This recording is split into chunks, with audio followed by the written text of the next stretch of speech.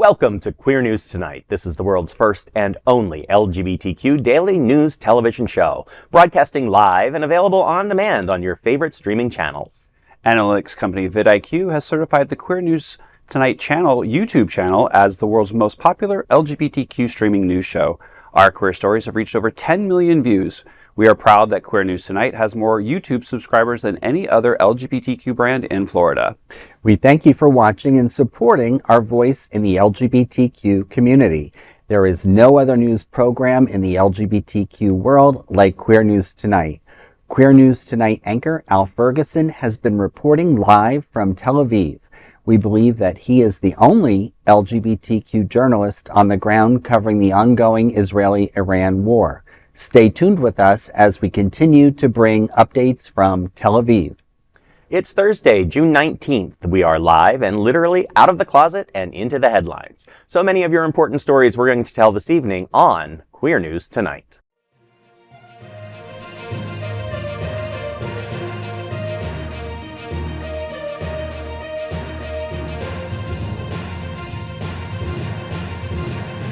You're watching Queer News Tonight, the world's first daily LGBTQ evening news show.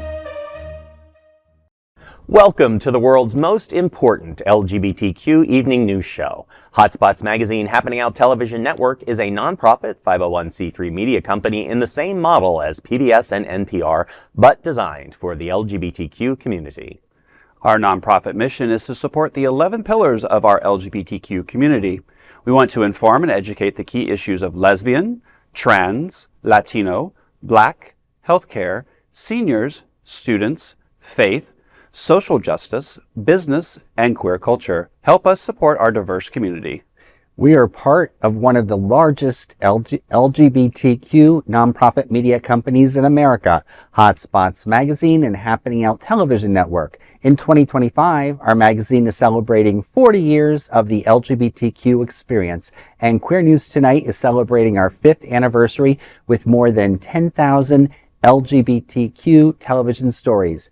We present Pride Fest in August, and we declare that love is in the air with Pride Fort Lauderdale on Valentine's Day, February 14th. Our magazine, events, television news, talk, and entertainment shows support our mission to educate the LGBTQ and broader community. In 2025, more than 100 community leaders will sit at this table and share their voice as our anchors. Together, we host this show to support our diverse family. Let's meet today's anchors at Queer News Tonight. Let's welcome anchor Rex Rogosch. Rex is a visionary designer with over 30 years of experience in product design, interior design, and architecture. Also known in the drag community as International Lords, Rex recently returned to performing. As president and co-founder of Lantera, he champions mental health awareness through vibrant, inclusive events. Rex, FIESTA PLOP takes over Miami on July 11th. Tell me, what's happening out? Absolutely, Ty. On Friday, July 11th, the legendary LGBTQ party from South America, FIESTA PLOP, will light up Club M2 Miami with color, freedom, and iconic music. Known for celebrating queer joy and self-expression, PLOP will make its U.S. debut during Pride season, inviting everyone to be exactly who they are. Doors will open at 11 p.m., and the celebration will pulse until 5 a.m. on July 12th. With general admission starting at $20 before taxes, this is a one-night-only experience. We'll bring the wild energy of Buenos Aires nightlife straight to Miami. More details are available on eventbrite.com.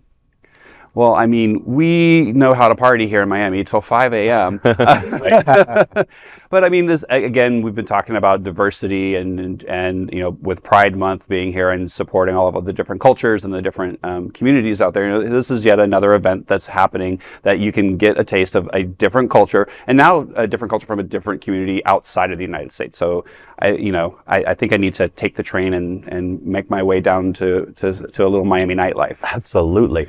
I love the name. Like, Pride Plop, come on. It's like you're jumping right in, you're making your splash, you're wet and wild. Yeah. And $20 is not bad for a night out. Absolutely. That'll be a lot of fun.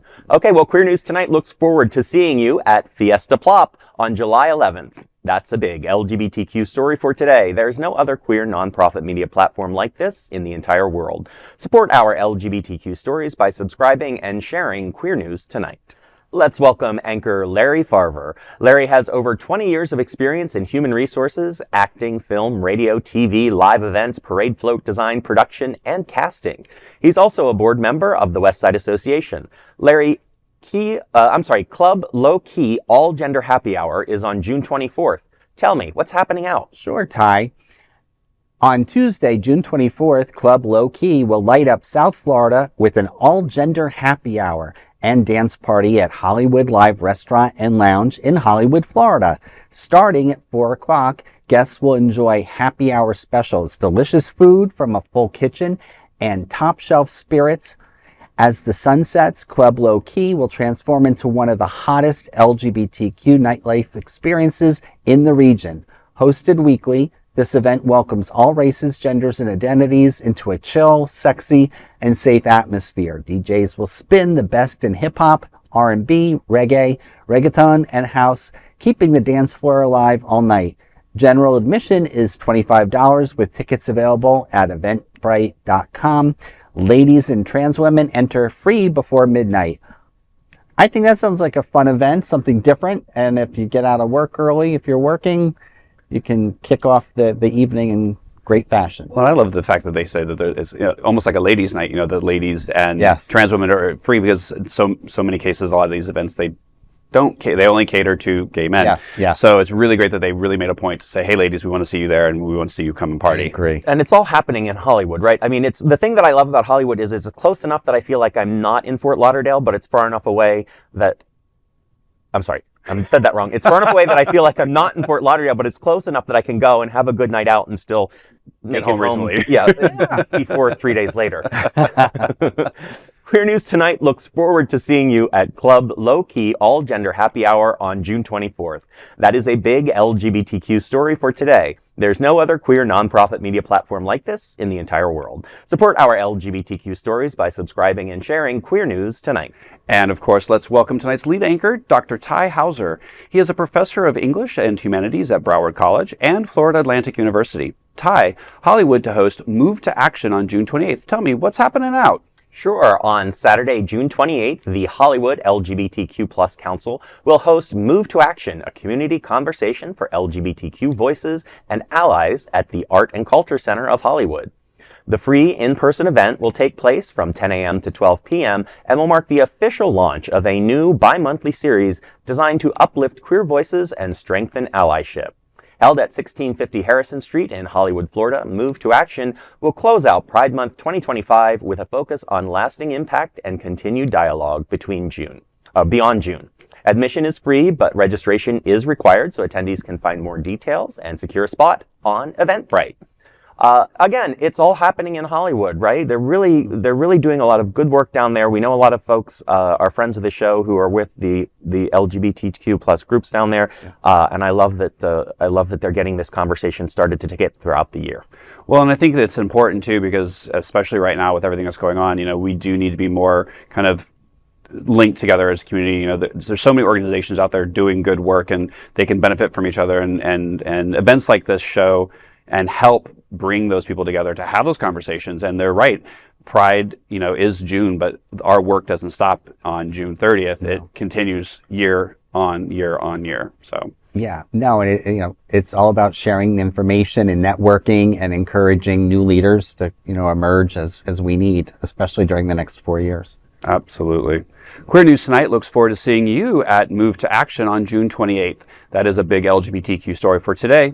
There is no other queer nonprofit media platform like this in the entire world. Support our LGBTQ stories by subscribing and sharing Queer News Tonight. Now let's dive deep into this big LGBTQ story for today. I'm Larry Farver, and let's queer up trans rights. Courts put temporary hold on passport gender marker change ban. On Tuesday, a federal judge expanded an injunction that was issued in the Orr versus Trump case to allow transgender or non-binary individuals who identify with an X gender marker on passports. Originally, the injunction only covered the 6 transgender and non-binary plaintiffs in the lawsuit. The court's new ruling states that the X gender marker will be made available to anyone applying for a new passport, a change to the sex designation or name on an existing platform, a replacement passport, or a passport renewal. This also covers individuals who were sent new passports under the Trump administration where the sex designation had been changed to that of the person's sex assigned at birth. Lee Nolan Sol, the senior staff attorney for the ACLU's LGBTQ and HIV project, said, quote, "This decision is a critical victory against discrimination and for equal justice under the law, but it's also a historic win in the fight against the administration's efforts to drive transgender people out of public life.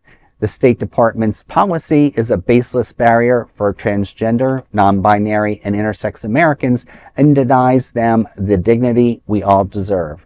We encourage all class members impacted by the policy to take advantage of this injunctive relief and will do everything we can to block this policy permanently," end quote. Well, I'm glad to see that there's a pause and that people have time to catch up, hopefully get their affairs in order, and we'd certainly encourage anyone who needs to do so to take advantage of this. I think hopefully this is a permanent, resolution, and supporting our trans and non-binary and intersex brothers and sisters, and ending the hypocrisy that we see today with the administration currently running the country. Yeah, but again, I think Trump's not going to let this go. He's not going to want to sit back and take it as a loss for whatever he's trying to accomplish. And it probably eventually will make it to the Supreme Court, and we pretty much know how things wind up there at this point, which is really unfortunate. Mm-hmm. I hate to be kind of the Debbie Downer on this, but I don't see a lot of hope for us at least in the next 2 years in terms of making progress in the courts, especially when it comes to something that's moving up through to the Supreme Court level. Well, and not only that, with all of the cuts and everything that have been happening, getting your passport even back in time for anything is a struggle, let alone just now getting your passport back and now having to re-go through the process again to get your passport changed again. So now you have people that are stuck with a passport that doesn't give the right marker, which puts them in danger. Mm-hmm. I have friends who do travel, and I have friends who travel abroad, and it's a problem because now they're stuck with something that could really cause them danger at the airport. So, and well, what the lawyer from the ACLU said was just very, very important. She was, I think it was Lee something, right? Yeah. Mm-hmm. She was talking about dignity, and essentially what this administration is doing is attempting to strip away dignity for citizens who deserve equal dignity. Absolutely. In everything. Well, that's a big LGBTQ story for today. There's no other queer nonprofit media platform like this in the entire world. Support our LGBTQ stories by subscribing and sharing Queer News Tonight. Now let's dive deep into this big LGBTQ story for today. I'm Tai Houser. Let's queer up trans rights. Supreme Court upholds ban on trans youth care. In a landmark ruling with far-reaching consequences, the U.S. Supreme Court has upheld Tennessee's law banning gender-affirming care for transgender youth, including puberty blockers and hormone therapy. The 6-3 decision in the United States versus Scrimetti marks the first time the court has ruled on the constitutionality of such bans, and LGBTQ advocates say it's a devastating setback. Writing for the majority, Chief Justice John Roberts claimed that the law does not violate the Equal Protection Clause of the 14th Amendment, and therefore doesn't require heightened judicial scrutiny. That reasoning, critics say, opens the door for other states to follow suit. Human Rights Campaign President Kelly Robinson said, quote, "This court chose to allow politicians to interfere in medical decisions that should be made by doctors, patients, and families, a cruel betrayal of the children who needed them to stand up for justice when it matters most," end quote. Justice Sonia Sotomayor issued a scathing dissent accusing the court of abandoning transgender youth to political whims. Outrage erupted across LGBTQ circles, medical organizations, and religious allies. The American Academy of Pediatrics warned that the ruling will endanger lives. GLAAD's Sarah Kate Ellis called it a chilling step forward, unchecked government overreach. Faith leaders joined in Reverend Paul Rauschenbusch of Interfaith Alliance, who said, quote, "God loves trans youth, and so do so many religious communities and people of diverse faith and belief across our country," end quote. Already 27 states have laws restricting gender-affirming care for minors, and 23 are currently enforcing them. HRC warned families may be forced to uproot just to protect their children's health. While legal experts stress that other trans protections remain intact, the verdict has shaken the community, and the fight, they say, is far from over. So in this, I see a glimmer, and I am not a lawyer, and I certainly couldn't put the argument together, but it sounds like Robert's statement is very nuanced. It's talking about a very specific way of reading one thing. So it's possible that there is another argument out there from a different angle that can take this on. Will that happen? Hard to say.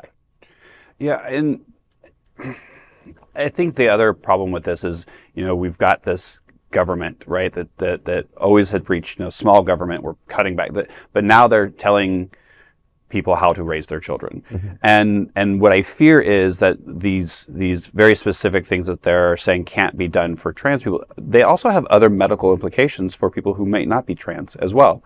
So now you're putting lives at risk.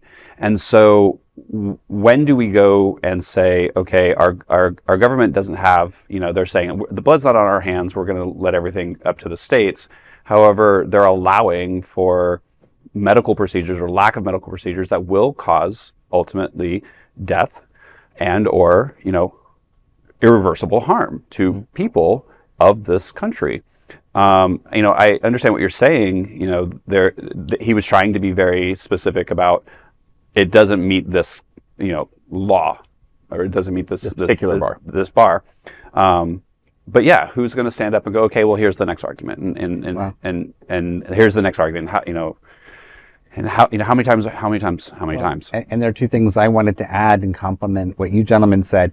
You look at historically, you go back to probably at least the 50s and 60s, where sometimes doctors made decisions on altering someone's visible sex, even though they were intersex. Mm-hmm. Sometimes the parents knew, sometimes they didn't. So what the current trend is then they're saying, well, there can't be interference in a case where somebody may be born intersex and, and make adjustments there, because that would certainly throw this all out. And you can imagine if somebody influential had a child who was born intersex, it's something to use as an argument. People have been intersex since the beginning of time, and, they do make up a small population. From what I understand, I believe it's very similar in terms of numbers, like someone having red hair, I've heard, and some other things. And I just also wanted to quickly add that Jazz Jennings, who was part of the reality series, has graduated Harvard, so good for her. I would encourage Jazz Jennings and other folks who are coming of age to step up if they feel they can lead the charge and be part of the leadership in our LGBTQ communities out there. She must be very bright to have made her accomplishments. I'd encourage her to do what she can, and others that have that power and the spotlight of the media. Part of what the story was telling us too is that, it will lead to folks going across state lines for care. Same thing with abortion bans, and same thing. Mm-hmm. If we're not providing equal opportunities for medication, or for healthcare treatment, we're setting up our population, we're setting up vulnerable parts of our population for failure. Mm-hmm. We're setting them up to sort of just be erased, which is what they want to do, which Absolutely. Is the goal of this administration, is to erase things that they find, to erase the undesirables. Well, and also it's making it hard to find that care, because, as you said, marginalized communities might not have the resources to be able to travel across state lines or multiple state lines to get the care that they need on a regular basis. I mean, this care is not a once and done situation. That's right. This is, unfortunately, this is not like an abortion where it's a once and done. Mm-hmm. It's ongoing care. So to have to go back and forth. So it's going to up. And so then what it's going to do is then they're going to, okay, well, can we move? And if they're fortunate to be able to move, now we're putting burden on these other states because they're going to have to take now the load of all these people to allow to give them care. So it was called the United States for a reason. Yes. And unfortunately, that's not what we're seeing. Well, that's the big LGBTQ story for today. There's no other queer nonprofit media platform like this in the entire world. Support our LGBTQ stories by subscribing and sharing Queer News Tonight. Now let's dive deep into this big LGBTQ story for today. I'm Rex Rogosch, and let's queer up politics. Trump cuts LGBTQ youth suicide hotline funding mid-Pride Month. The Trump administration has announced it will eliminate funding for a suicide crisis line specifically designed for queer youth, effective just 1 month from now. The 988 Suicide and Crisis Lifeline's LGBTQ Youth Specialized Services, which offers life-saving support to queer youth in crisis, will be shut down on July 17th. The Substance Abuse and Mental Health Service Administration confirmed Wednesday. The decision accelerates a previous leaked plan that aimed to close the program by October 1st. James Black, CEO of the Trevor Project, said, quote, "The administration's decision to remove a bipartisan, evidence-based service that has effectively supported a high-risk group of young people throughout their darkest moments is incomprehensible. The fact that this news comes to us halfway through Pride Month is callous, as is the administration's choice to remove the T from the acronym LGBTQ+ in their announcement. Transgender people can never and will never be erased," end quote. According to the Trevor Project, more than 1.8 million queer youth in the U.S. seriously consider suicide each year, and with at least one attempt every 45 seconds. The LGBTQ crisis line has already reached 1.2 million people, while the broader 988 Lifeline has served over 14 million people. In moments of national political change, the need spikes. The day after Trump's 2024 win, the Trevor Project reported a 700% increase in the crisis contacts. However, there's still hope. The funding cut isn't final. Congress has the power to reverse it. The Trevor Project is calling on legislators to restore funding for the Lifeline. Individuals can also support by visiting thetrevorproject.org/act now.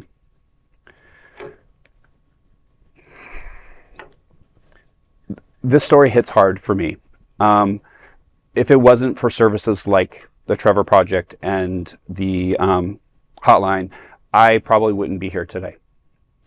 As some of you might know, I founded a nonprofit here that raises money for mental health because I am a survivor of attempted suicide several times and have been hospitalized several times and been put under watch for mental health issues.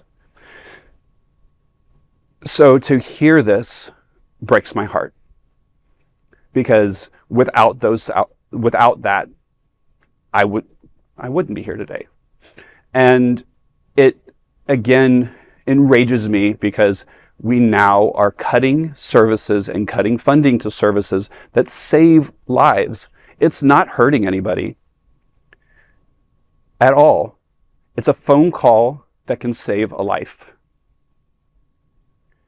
And I'm at a loss for words. Sure. Well, I think the numbers really do speak for themselves. The fact that there was a 700% jump the day after the election in calls to the center indicate that people are well aware that they're trying to erase us. And the fact that 14 million people use just that one service says that there are 14 million people at least who need that service. Certainly the power of the purse is with Congress, and so they can, if they want, sort that out. We do see a little bit of a trend in Congress being a bit less pro-Donald Trump because they're going back and they're getting yelled at by their constituents. And we certainly have the midterm elections where we can do a lot of good work to change the tide of this nonstop battery of attack on us. But yeah, the numbers speak for themselves. And I, for one, Rex, I am so happy you're here. Absolutely. Thank you. And this is also a trickle-down effect. There's organizations here locally like 211 Broward. They actually man the phones for the 988 crisis hotline. So that funding gets cut, and it is a trickle-down effect. So it not only affects nationally, but it affects everybody. And and I'm hopeful. And you're right. Congress has been pushing back a little bit, and so again, unfortunately, this administration is throwing shit at the wall, literally, and seeing what sticks. Yep. And I'm just hoping that this moves past just the LGBT marker of people. This is little Johnny in the middle of Oklahoma. That's right. Who doesn't know what to do or know where to go, and that's someone's son. So I'm hoping that people listen, or that's someone's brother, or that's someone's nephew, or that's someone's neighbor or classmate, and I hope that they realize that with this happening, that little Johnny could be gone. Sure. Well, and it's important that we remember on all levels, right? It's important that folks know that there is help there, right? Yes. And that we support that. But it's also extremely important that, and I'm going to say mothers and fathers, but I'm going to say mothers know that your kid who you don't think is gay and doesn't have an outlet like this, they might wind up dead because they don't have that service. And the fact that you as a person have ignored that or have supported an administration that undermines it and doesn't support it, that's on you. And that's a hard thing that you need to take to bed with yourself at night. Absolutely. Well, that's the big LGBTQ story for today. There's no other queer nonprofit media platform like this in the entire world. Support our LGBTQ stories by subscribing and sharing Queer News Tonight. Now let's dive deep into this big LGBTQ story for today. I'm Larry Farver, and let's queer up gay culture. Same-sex weddings pump $5.9 billion into the U.S. economy since marriage equality. A new report from the Williams Institute at UCLA School of Law has found that same-sex couples and their wedding guests have pumped nearly $5.9 billion with a B into the U.S. economy since 2015 Supreme Court ruling that legalized marriage equality nationwide. Since Oberfell versus Hodges, more than 591,000 same-sex couples have tied the knot, about 80% of them celebrating with weddings or other events. At an average of $8,546 per wedding, that adds up to a very handsome $4.9 billion in spending. And with more than 7.6 million guests traveling from out of state, another $1 billion has been added through tourism-related boosts. Christy Mallory, lead author and interim executive director of the Williams Institute, said, quote, "Marriage equality has had a significant impact on the lives and well-being of same-sex couples in the U.S. Additionally, it has offered a substantial financial benefit to businesses as well as state and local governments," end quote. The impact has been widely felt, with the South surprisingly accounting for the largest share, $2.3 billion in wedding-related spending. The West saw $1.7 billion, and the Midwest around $1 billion, and the Northeast around $900 million. The report also found that this spending generated an estimated $432 million in state and local sales taxes, enough to support over 41,000 jobs for 1 year. Despite these economic gains, 9 states have introduced non-binding resolutions calling on the Supreme Court to revisit Oberfell. Though the court hasn't acted, Justice Clarence Thomas previously called for reconsideration of marriage equality, and in a concurring opinion, even if Oberfell were overturned, same-sex marriages would still be recognized federally under the Respect for Marriage Act signed by President Biden in 2022. However, the law does not require states to perform them. With billions in spending, thousands of jobs supported, and millions of lives impacted, one thing is clear: marriage equality isn't just about love, it's also about good for the economy. I mean, I think that we need, as a community, to, no matter who we're dealing with, we need to show our impact on the economy, what we bring to the table. So in addition to using our strengths in the entertainment and creative communities, certainly what we bring to the table in terms of weddings. And I was really surprised by the statistics with the South in the lead, the West and Midwest, because I came from the Northeast, and when we had our wedding, we were on a budget. We had a really great wedding, and people couldn't believe how much we got for our wedding, but it's encouraging to have a story like this.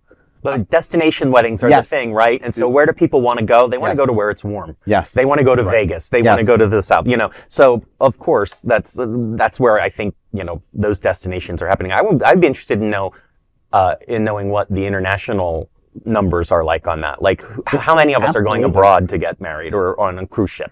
I was surprised that the numbers were so low. I mean, I've been to plenty of same-sex marriages, and they are over the top. So the 5.9 billion was actually You mean we're low. tacky? But I think we have a lot more connections. We know how to network. Also true. Yes. Also true. But to your point, I was surprised about the South too. But you do mention, destination weddings. We either, want the ice princess or we want somewhere warm where we can, be in shorts on the beach. So the South being so high was actually, not too surprising with that being said. So, I mean, how many Disney weddings do you think were there? Oh, Lord.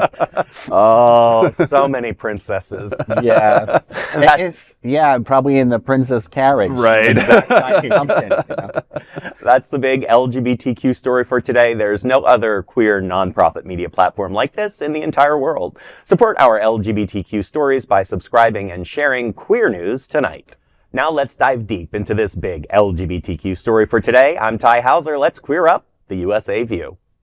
Juneteenth celebrations face corporate retreat amid DEI backlash.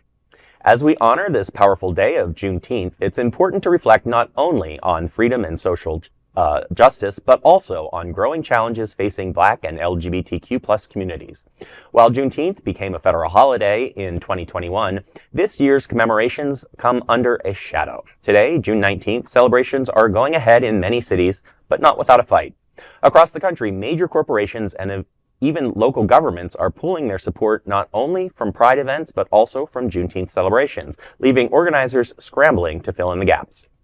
In Denver, more than a dozen companies have withdrawn from the city's annual Juneteenth Music Festival. Executive Director Norman Harris told the Associated Press that the cuts are significant. Down in Colorado Springs, the Southern Colorado Juneteenth Festival had to downsize after retaining sponsorships from only 5 companies compared to dozens in years past. Some cities aren't hosting Juneteenth at all. West Virginia's governor has canceled the state's annual celebration, citing, would you believe it, continued financial challenges.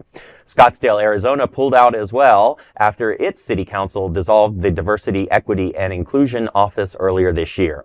In San Diego, the Cooper Family Foundation lost its $25,000 grant from the National Endowment for the Arts. The family will still host their beloved Juneteenth celebration, but only after personally covering the costs. These cuts come as many companies retreat from DEI initiatives under pressure from far-right activists. The result? Fewer resources for both Pride and Juneteenth events. Well, first of all, it is great that we can celebrate Juneteenth in a public holiday this year, for the last few years at least. But I find it still very interesting to note that so many people don't know what we're celebrating yet. And they don't understand that, this is the day that the last slaves were freed in Texas, the last to hear about the Civil War ending. This is huge for civil rights. This is huge for Black history, for slavery's history, for the United States.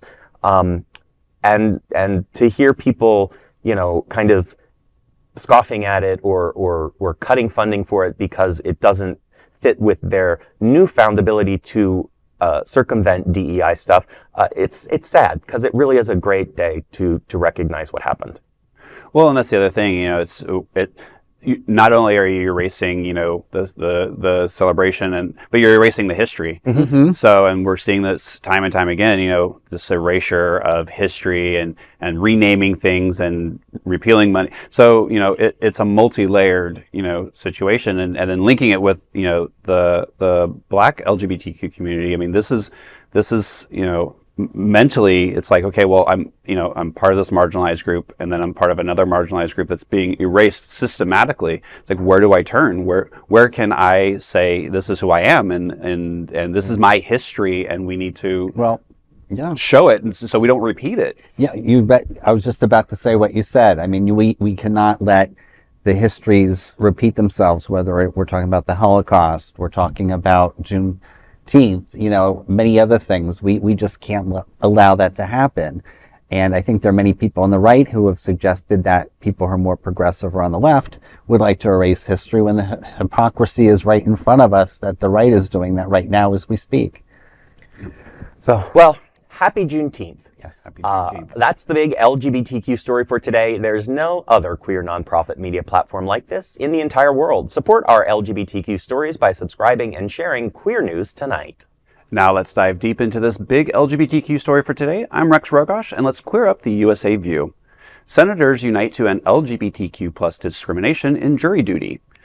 In a bipartisan move timed with Pride Month, U.S. Senators Jeanne Shaheen, and Democrat from New Hampshire, and Susan Collins, a Republican from Maine, have reintroduced a groundbreaking bill to protect LGBTQ Americans from discrimination during federal jury selection. The legislation, called the Jury Access Act, would, for the first time, amend federal laws to include sexual orientation and gender identity as protected characteristics when selecting jurors. That means queer people would finally be placed on equal legal footing with other protected groups such as women and people of color. Currently, federal law bars jury discrimination based on race, religion, sex, and national origin, but says nothing about LGBTQ status. This Senate bill builds on last year's House legislation introduced by Representatives Becca Balint of Vermont and Lizzie Fletcher of Texas. Right now, only 17 states protect gay jurors in state courts, and even fewer protect trans people. The Jury Access Act aims to change that nationwide. I mean, now I don't have another excuse to get out of jury duty. In all seriousness, I mean, this is great. A lot of people don't realize that there are states out there that's you can still get fired for being gay, and there's so many other things that can happen just because we are LGBT. So to have this piece of legislation go into act and another thing to give us safety and security is in something that is actually a right for any American to do. I joke about not being on jury duty sometimes, but this is a great step forward.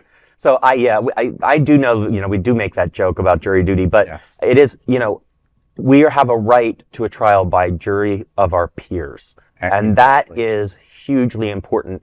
And to be protected as a peer is something that is long overdue, because that means that I can, I'm not going to say that I'm going to be at a jury trial, but I can rest assured that, there's going to be someone else that is representative of me who at least is eligible for that jury. Now, in terms of the graphics and the jury that we saw there, I'm not sure if all those drag queens and kings would make me nervous or happy to see in the jury box. As a performer, I would not want to see them because they are probably the most judgmental.